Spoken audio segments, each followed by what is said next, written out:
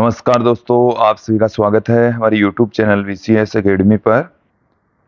आज के इस वीडियो में हम कक्षा 12 भौतिक विज्ञान बोर्ड परीक्षा 2024 को ध्यान में रखते हुए जो हमने महत्वपूर्ण प्रश्नोत्तर की सीरीज स्टार्ट कर रखी है उसका 8वां वीडियो लेकर आए हैं। इस वीडियो में हम 8वें चैप्टर विद्युत चुंबकीय तरंगों से संबंधित कुछ महत्वपूर्ण क्वेश्चन आंसर यहां पर हम लेकर आए हैं। राजस्थान बोर्ड के द्वारा जारी ब्लूप्रिंट के अकॉर्डिंग इस चैप्टर में से 2 क्वेश्चन पूछे जाएंगे। एक जो प्रश्न होगा वो वस्तुनिष्ठ प्रश्न होगा, जबकि जो दूसरा प्रश्न है वो लघुत्रात्मक प्रश्न होगा। तो कुल मिलाकर इस चैप्टर में से 2 क्वेश्चन पूछे जाएंगे। वस्तुनिष्ठ प्रश्न है वो आधा अंक का होने वाला है, जबकि लघुत्रात्मक जो प्रश्न है वो 1.5 अंक का होने वाला है। कुल मिलाकर ये जो चैप्टर है वो 2 अंक का है और विद्यार्थियों 2 अंक आप आसानी से प्राप्त कर सकते हैं। हमने जो महत्वपूर्ण प्रश्नों का कलेक्शन किया है उन्हें आप अच्छे से समझ लें, देख लें, तो आप 2 नंबर आराम से अर्जित कर सकते हैं। विद्यार्थियों, अब मैं इस वीडियो को स्टार्ट करता हूं। इससे पहले यदि आप हमारे YouTube चैनल पर नए हैं तो चैनल को सब्सक्राइब कर लीजिए, साथ में बेल आइकन भी दबा दीजिए ताकि आपको आगे की वीडियोज के नोटिफिकेशन मिलते रहे। अपने क्लासमेट के साथ में, अपने साथियों के साथ में इस वीडियो को ज़्यादा से ज़्यादा शेयर करें ताकि अधिक से अधिक स्टूडेंट्स को लाभ हो सके। अब मैं इस वीडियो को स्टार्ट करता हूं। सबसे पहले हम देखेंगे कुछ वस्तुनिष्ठ प्रश्न, जो कि एक प्रश्न आएगा, आधा अंक का आएगा। क्लियर? पहला प्रश्न लेते हैं कि 1/μ0 एप्सिलॉन नॉट का रूट का मान है। ऐसा प्रश्न हमने चौथे चैप्टर में पहले भी देख लिया था।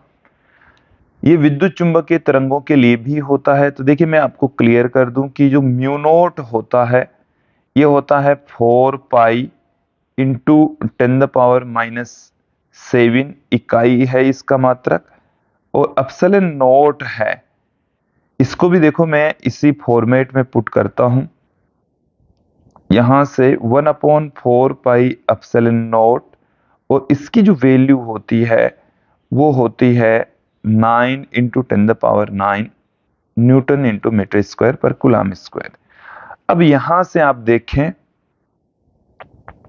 कि इक्वेशन नंबर 1 के अंदर इक्वेशन नंबर 2 का भाग लगा दे।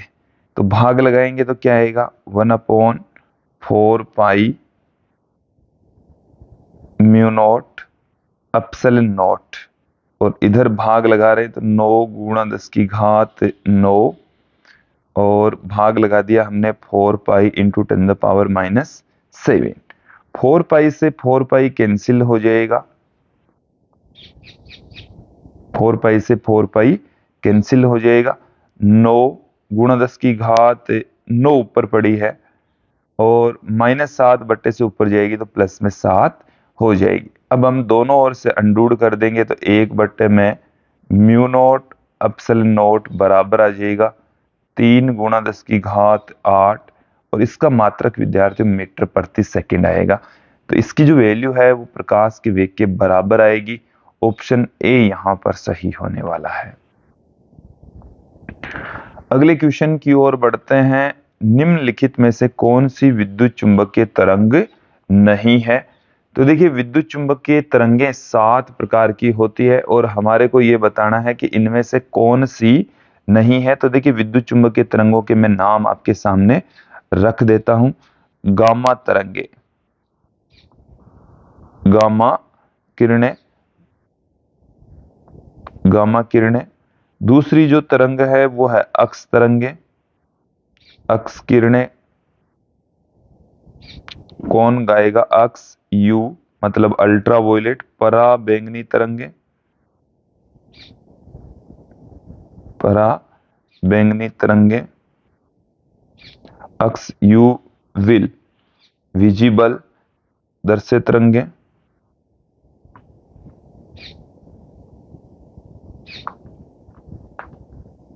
फिर हमारे पास में है अवरक्त तरंगे, अवरक्त तरंगे, और उसके पश्चात है सूक्ष्म तरंगे, सूक्ष्म तरंगे, और अंतिम जो तरंग है वो हमारे पास में है रेडियो तरंगे, रेडियो तरंगे। ठीक है, इनको रटने का जो तरीका है, ये कौन गाएगा से स्टार्ट होगा, गाएगा, अक्स, यू, यू का मतलब अल्ट्रावायलेट, यू विल, विल का मतलब हो गया visible, in, in front, in front का मतलब इनफेरेंट, मी, मी का मतलब हो गया माइक्रोवेव, रेडियो जो कि तो रेडियो तक ही है, कौन भी कॉस्मिक किरणें भी नहीं आएगी, गाएगा से स्टार्ट होगा। तो यहां से गामा, अक्स, पराबैंगनी, दृश्य, अवरक्त, सूक्ष्म और रेडियो तरंगे, ये 7 तरंगे होती है।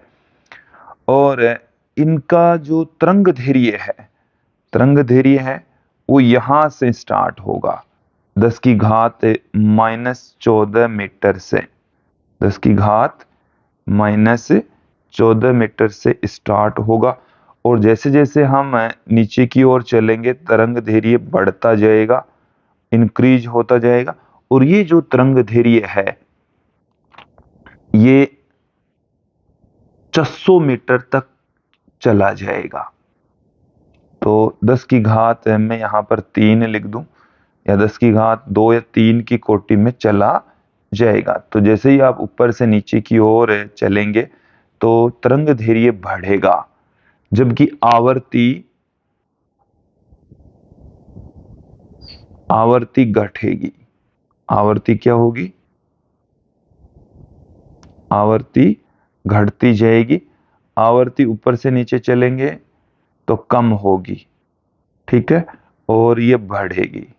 ठीक है, इनका क्रम आपको ध्यान रखना है, क्रमानुसार ही तरंग धैर्य बढ़ेगा और आवर्ती क्रमानुसार ही घटेगी। तो यहां पर हमारे को प्रश्न पूछा गया था कि कौन सी तरंग नहीं है, तो अल्फा किरण इनमें से नहीं है।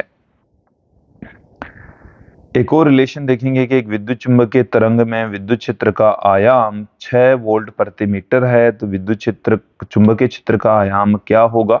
एक रिलेशन हमने यहाँ पर पढ़ा है कि प्रकाश का जो वेग होता है वो E बट्टे में B के बराबर होता है।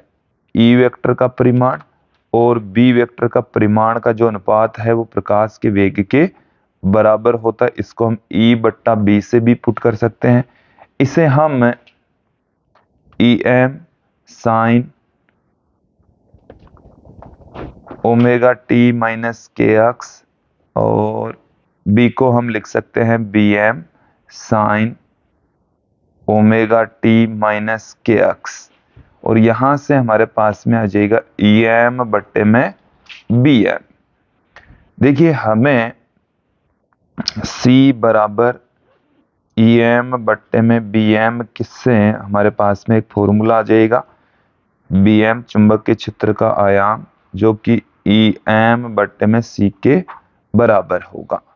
EM विद्युत क्षेत्र का आयाम जो कि 6 है, और C यहां पर 3 गुणा 10 की घात 8 है। तो यहां पर आप देखें, कैलकुलेशन करेंगे तो 2 गुणा 10 की घात -8 आ जाएगा, ये टेस्ला आएगा। तो 2 गुणा 10 की घात -8 टेस्ला, ऑप्शन बी यहां पर सही हो जाएगा। अगला क्वेश्चन हमारे पास में, विद्युत चुंबकीय तरंगों की अनुप्रस्थ प्रकृति सिद्ध होती है।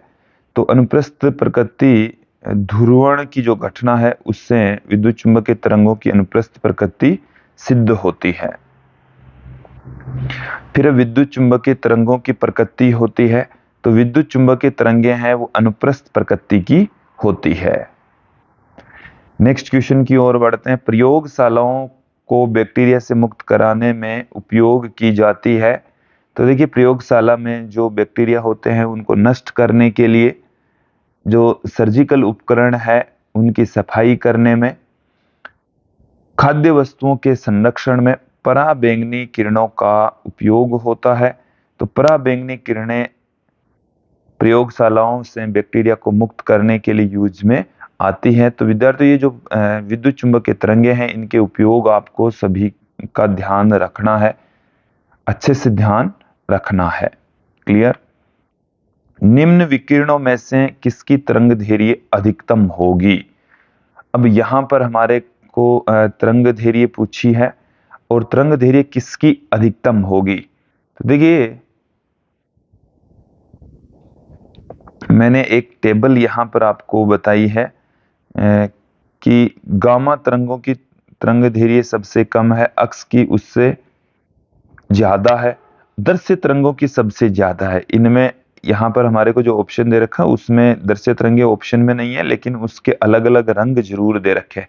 तो दृश्य तरंगों की अक्स और अक्स तरंगों से और गामा तरंगों से दृश्य प्रकाश की तरंगदैर्घ्य अधिक है। इसका मतलब नीले रंग भी दृश्य प्रकाश का हिस्सा है और लाल रंग भी दृश्य प्रकाश का हिस्सा है, इन दोनों की अधिक होगी। ये तो क्लियर हो गया। अब जो दृश्य प्रकाश है वो 7 रंगों से मिलकर बना होता है। दृश्य प्रकाश 7 रंगों से मिलकर बना होता है। V, I, B, G, Y, O, R. V का मतलब हो गया वोयलेट, बैंगनी रंग हो गया है। आई का मतलब इंडिगो, जामुनी, नीला, हरा, पीला, नारंगी और लाल। ऊपर से नीचे की ओर चलने पर तरंगदैर्घ्य में बढ़ोतरी होगी। तरंगदैर्घ्य है वो इस क्रम में 3800 एंगस्ट्रॉम, वॉयलेट कलर की क्या होगी 3800 एंगस्ट्रॉम बढ़ती जाएगी और ये 7800 एंगस्ट्रॉम तक इंक्रीज होती है, बढ़ेगी। ठीक है, तो इसमें से सबसे ज्यादा जो है वो बैंगनी रंग की है, सॉरी यहां पर जो सबसे ज्यादा है वो लाल रंग की है और बैंगनी रंग की सबसे कम है। तो हमारे को ऑप्शन में एक लाल रंग भी दे रखा है। तो इनमें से नीले और लाल में से यदि आप देखेंगे तो लाल रंग की तरंगदैर्घ्य है वो सबसे ज्यादा होगी। नेक्स्ट क्वेश्चन की ओर बढ़ते हैं। विद्युत चुंबकीय दोलनों में संचित ऊर्जा किस रूप में होती है? तो देखिए, विद्युतीय ऊर्जा भी होती है, चुंबकीय ऊर्जा भी होती है, तो दोनों ऊर्जाएं होगी। तो यहां पर ऑप्शन सी सही हो जाएगा। नेक्स्ट क्वेश्चन की ओर बढ़ते हैं कि यदि lambda V, lambda X, lambda M क्रमशः दृश्य प्रकाश, अक्स तरंगों और सूक्ष्म तरंगों की तरंगदैर्घ्य है तब। तो एक क्रम मैंने आपको बताया था तरंगों का, कि जो तरंगों का क्रम है, सबसे पहले गामा तरंगे, फिर अक्स तरंगे, फिर पराबैंगनी तरंगे, पराबैंगनी तरंगे, दृश्य तरंगे, फिर अवरक्त तरंगे, फिर सूक्ष्म तरंगे और अंत में रेडियो तरंगे। हमारे को यहां पर केवल 3 तरंगे दे रखी है। पहला तो है दृश्य, तो दृश्य वाली ये रही, ठीक है। अक्स तरंगे ये रही, और इसके अलावा है सूक्ष्म तरंगे। ये हमारे को इस क्वेश्चन के अंदर 3 ही तरंगे दे रखी है। यदि हम इस डायरेक्शन में चलें तो तरंगदैर्घ्य बढ़ती है, तरंगदैर्घ्य बढ़ती है, ये हम पहले भी बता चुके हैं, बढ़ती है। तो यहां पर जो सूक्ष्म तरंगे हैं उनकी तरंगदैर्घ्य सबसे ज्यादा होगी, दृश्य तरंगों की तरंगदैर्घ्य उससे कम होगी, और अक्स तरंगों की तरंगदैर्घ्य है वो सबसे कम होगी। तो ऑप्शन यहां पर आप देखें तो मुझे ऑप्शन सी नजर आ रहा है, तो ऑप्शन सी यहां पर सही हो जाएगा। क्लियर? नेक्स्ट क्वेश्चन की ओर बढ़ते हैं। यदि निर्वात में विद्युत चुंबकीय तरंग की चाल सी है तो के परावैद्युतांक और म्यू आर आपेक्षिक चुंबकशीलता वाले माध्यम में इसकी चाल क्या होगी? तो देखिए, एक रिलेशन हम पहले भी देख चुके हैं कि निर्वात में जो प्रकाश की चाल है C बराबर होता है 1/में √में म्यू नॉट एप्सिलॉन नॉट, ये होती है। अब यदि मैं बात करूं माध्यम की,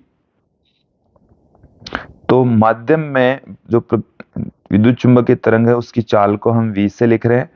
यहां पर निर्वात की चुंबकशीलता के स्थान पर माध्यम की विद्युतशीलता, निर्वात की विद्युतशीलता के स्थान पर माध्यम की विद्युतशीलता आ जाएगी। अब हम एक रिलेशन जानते हैं, म्यू बराबर म्यू नॉट म्यू आर। इसी प्रकार से एप्सिलॉन बराबर भी हम जानते हैं एप्सिलॉन नॉट के, जहां के आपेक्षिक विद्युतशीलता या पराविद्युतांक होता। तो वैल्यू पुट कर दीजिए, तो 1/में म्यू आर और एप्सिलॉन बराबर होता है एप्सिलॉन नॉट के। क्लियर? यहां से हमारे पास में देखिए, इसको हम ऐसे लिख सकते हैं 1/म्यू नॉट एप्सिलॉन नॉट में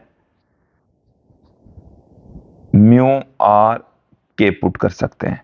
ये जो वैल्यू है 1/म्यू नॉट एप्सिलॉन नॉट, इसको हम लिख दें C, तो अंडर में रह गया हमारे पास में म्यू आर के। अब आप ऑप्शन देखेंगे, ऐसा कोई ऑप्शन ये ऑप्शन C हमें नजर आ रहा है।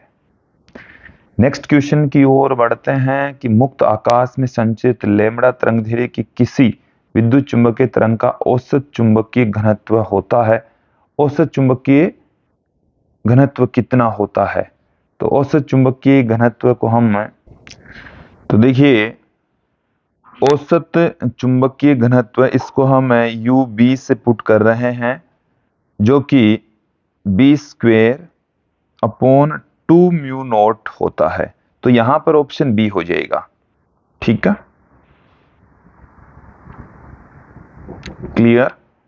इसी प्रकार से यदि विद्युत ऊर्जा घनत्व की बात करें तो 1/2 एप्सिलॉन नॉट E² होता है।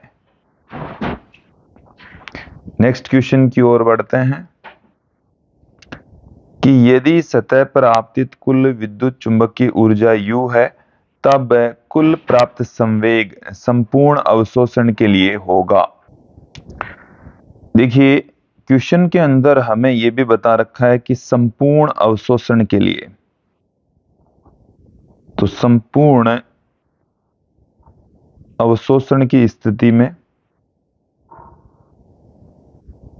संपूर्ण अवशोषण के लिए, तो संपूर्ण अवशोषण के लिए जो संवेग है वो ऊर्जा बट्टे में C होगा। तो यहां पर तो ऑप्शन A ही हो जाएगा। और यदि पृष्ठ पूर्णतः परावर्तक है, सतह कैसी हो? सतह यदि पूर्णतः परावर्तक है, पूर्णतः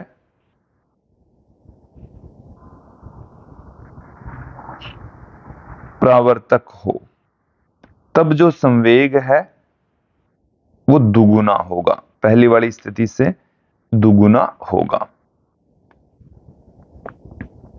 देखिए, ये जो क्वेश्चन है बोर्ड द्वारा जारी मॉडल प्रश्न पत्र से हमने लिया है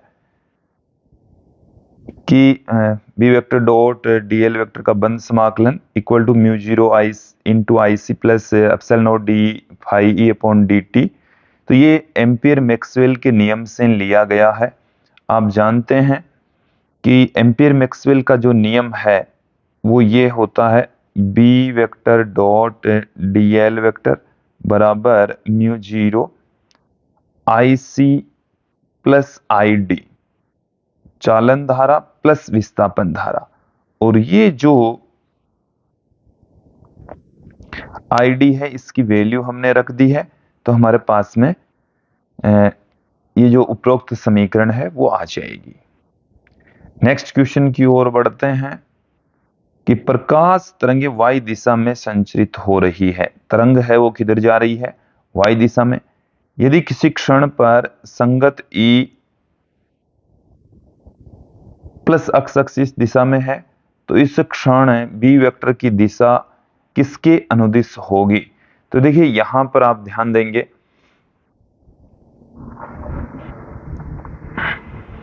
कि क्लियर करें।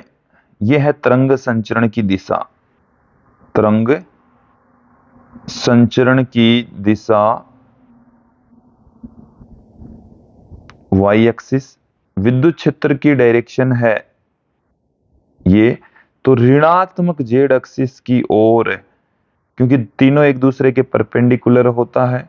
और आप यहां से फ्लेमिंग के बाएं हाथ के नियम के अकॉर्डिंग देखेंगे, फ्लेमिंग के बाएं हाथ के नियम के अकॉर्डिंग यदि आप तर्जनी, जो तर्जनी है उस दिशा के अंदर तरंग संचरित हो रहा है और अंगूठा है उस डायरेक्शन के अंदर विद्युत क्षेत्र है, तो जो मध्यमा है उसकी डायरेक्शन में चुंबकीय क्षेत्र होगा। तो यहाँ पर जो तरंग संचरित हो रही है उसकी डायरेक्शन में आप अपनी तर्जनी को रखेंगे, अंगूठे को विद्युत क्षेत्र की डायरेक्शन में रखेंगे और तो मध्यमा है वो चुंबकीय क्षेत्र की डायरेक्शन को बताएगी, जो कि यहाँ पर ऋणात्मक जेड एक्सिस के अनुदिश होने वाला है। ऑप्शन डी यहाँ पर सही हो जाएगा। नेक्स्ट क्वेश्चन की ओर बढ़ते हैं। ओजोन मंडल अवशोषित करती है, ओजोन मंडल पराबैंगनी विकिरणों को अवशोषित कर लेती है, तो ऑप्शन बी यहां पर सही हो जाएगा। नेक्स्ट क्वेश्चन की ओर बढ़ते हैं कि विद्युत चुंबकीय तरंग के कंपित विद्युत और चुंबकीय सदिश निर्देशित होते हैं एक ही दिशा में, ये गलत है, लेकिन इनके बीच कलांतर 90 डिग्री का होता है, तो ये स्टेटमेंट गलत है। ओके, फिर देखें एक ही दिशा में तथा समान कला में होंगे लेकिन एक दूसरे के लंबवत होंगे, तो ये भी ऑप्शन गलत है। फिर नेक्स्ट परस्पर लंबवत दिशा में, ये बिल्कुल सही है, समान कला में ये भी सही है, तो ये जो स्टेटमेंट है वो बिल्कुल सही है। लंबवत होते हैं, एक समान कला में होते हैं, दोनों के बीच का जो कोण है वो 90 डिग्री होता है, लेकिन कलांतर है वो 0 होगा, तो ऑप्शन डी भी यहां पर गलत है। ओके, नेक्स्ट क्वेश्चन की ओर बढ़ते हैं। मैक्सवेल की परिकल्पना के अनुसार परिवर्ती विद्युत क्षेत्र उत्पन्न करता है, तो परिवर्ती जो विद्युत क्षेत्र है वो विद्युत धारा उत्पन्न करता है, विद्युत धारा उत्पन्न करता है। जो विस्थापन धारा का जो कॉन्सेप्ट है वो मैक्सवेल के द्वारा ही दिया गया था, और जो विस्थापन धारा है देखिए विद्युत क्षेत्र में परिवर्तन के कारण से ही उत्पन्न होती है, तो जो विस्थापन धारा है जिसको हम ID से पुट करते हैं, ये जो विस्थापन धारा है वो विद्युत क्षेत्र में परिवर्तन के कारण से ही हमने पुट की थी। Epsilon naught D phi E upon D T या a epsilon naught D E upon D T, इस तरीके से हम विस्थापन धारा को पुट कर सकते हैं। फिर देखिए कौन से वैज्ञानिक ने प्रायोगिक रूप से विद्युत चुंबकीय तरंगों की उपस्थिति को दर्ज किया, तो मार्कोनी ने, सर्वप्रथम मार्कोनी ने इसको विद्युत चुंबकीय तरंगों की उपस्थिति को सिद्ध किया था। प्रयोगशाला के अंदर पूछा है प्रायोगिक रूप से, चलिए एक बार इसको देख लेते हैं फिर से। तो देखिए इसको क्लियर करें कि प्रायोगिक रूप से विद्युत चुंबकीय तरंगों की उपस्थिति को सिद्ध किया, तो सर्वप्रथम हर्ट्ज ने किया, सर्वप्रथम हर्ट्ज ने प्रयोगशाला के अंदर विद्युत चुंबकीय तरंगे प्राप्त की, तो ऑप्शन ए यहां पर सही हो जाएगा। ये सूक्ष्म तरंगदैर्घ्य वाली तरंगों को जेसी बोस ने, जगदीश चंद्र बसु ने प्राप्त की। ये लंबी दूरी तक अधिक तरंगदैर्घ्य वाली तरंगदैर्घ्यों की प्रयोगशाला में उपस्थिति की खोज की, तो यहां पर सर्वप्रथम हर्ट्ज के द्वारा, हेनरिक हर्ट्ज के द्वारा विद्युत चुंबकीय तरंगों को प्रयोगशाला में प्राप्त किया गया। अब देखिए विद्युत चुंबकीय तरंग में विद्युतीय और चुंबकीय क्षेत्रों के बीच कलांतर होता है, तो कला कोणों का अंतर शून्य होता है, जबकि उनके बीच का जो एंगल होता है, कंपन करने के बीच का जो एंगल होता है वो 90 डिग्री होता है। विद्युत चुंबकीय तरंग में विद्युत ऊर्जा E और चुंबकीय ऊर्जा UB हो तो दोनों बराबर होती है। ऑप्शन बी यहां पर सही हो जाएगा। अब देखिए, लघुत्तरात्मक प्रश्न जो कि एक प्रश्न आएगा, 1.5 अंक का आने वाला है। और विद्यार्थियों इसको एकदम क्लियर कर लीजिए कि ये जो प्रश्न है, इस टाइप का प्रश्न हर साल बोर्ड एग्जाम में पूछा जाता है और इस साल भी बोर्ड एग्जाम में पूछा जाएगा। क्लियर? तो इसको आप ध्यान रखें कि जो तरंगे हैं वो कहां से उत्पन्न होती है और क्या काम में आती है। तो जो पहला प्रश्न है कि विद्युत चुंबकीय तरंगों के नाम लिखिए जो निर्वात नलिका मैग्नेट्रॉन द्वारा उत्पन्न होती है। तो देखिए, ये होती है सूक्ष्म तरंगे, सूक्ष्म तरंगे जो कि निर्वात नलिका, क्लिस्ट्रॉन नली, मैग्नेट्रॉन वाल्व, स्पुरलिंग विसर्जन आदि से उत्पन्न होती है। क्लियर? अगला जो प्रश्न है, ओजोन परत द्वारा अवशोषित होती है, तो वो हम जानते हैं कि जो पराबैंगनी तरंगे होती है वो ओजोन परत के द्वारा अवशोषित हो जाती है। तो पराबैंगनी तरंगे, इसका जो आंसर होगा वो आ जाएगा पराबैंगनी तरंगे। तीसरा जो क्वेश्चन है वो देखिए क्या है, रिमोट द्वारा नियंत्रण उपकरणों में प्रयुक्त होती है। रिमोट में कौन सी प्रयुक्त होगी? तो अवरक्त तरंगों का प्रयोग किया जाता है। तो अवरक्त तरंगे, अवरक्त तरंगे यहां पर आ जाएगी। क्लियर? अगला जो क्वेश्चन है कि उच्च वेग इलेक्ट्रॉनों की धातु लक्ष्य पर बमबारी से उत्पन्न हो।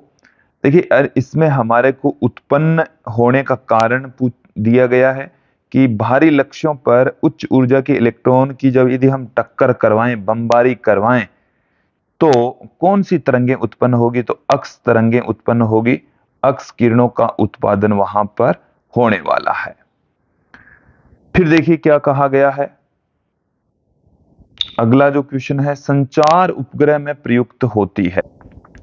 तो देखिए, इस क्वेश्चन को आप एक बार क्लियर कर लेना कि संचार उपग्रहों के अंदर सूक्ष्म तरंगों का उपयोग होता है। ठीक है?